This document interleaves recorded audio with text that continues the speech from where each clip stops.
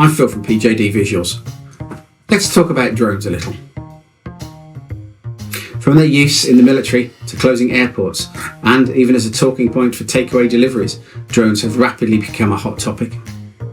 Simply put, a drone is an unmanned aerial vehicle that can fly autonomously without a pilot on board, so it is essentially a flying robot. The use of drones goes all the way back to 1849, where Austrian soldiers used hot air balloons to drop bombs on their enemies. The first autonomous drones appeared around 1918, when the Americans developed a flying bomb. And the first truly autonomous drone was a de Havilland biplane called the Queen Bee. That was used for target practice, and that's where the term drone comes from. But when the military eventually became upset with their spy planes being shot down, they looked at unmanned aerial vehicles again, initially using them to drop leaflets and act as decoys.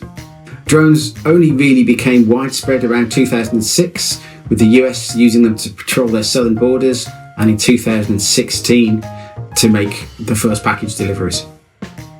So let's define what a drone actually is. Drones are small, unmanned aircraft with sophisticated technology that allow them to fly autonomously. In contrast, radio-controlled planes are remotely piloted aircraft made from flimsy materials and can't operate without receiving signals from a radio transmitter. A similar argument applies to military drones. These are often flown stick and rudder with the same controls as found in a conventional aircraft. These require a much greater level of skill and training than any normal drone. That's why their pilots prefer to call those unmanned aerial vehicles or remotely piloted aircraft.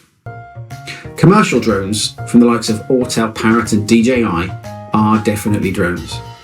These have the ability to fly autonomously and without any pilot interaction. More commonly though, these are flown with a screen attached to the controller so that the pilot can check the telemetry and see both the drone and its environment at the same time. Sometimes drones are flown in the first-person view, where the screen is a pair of goggles worn by the operator, enabling them to see through the eyes of the drone. In the next video, we'll take a look at why you might and might not want to use a drone.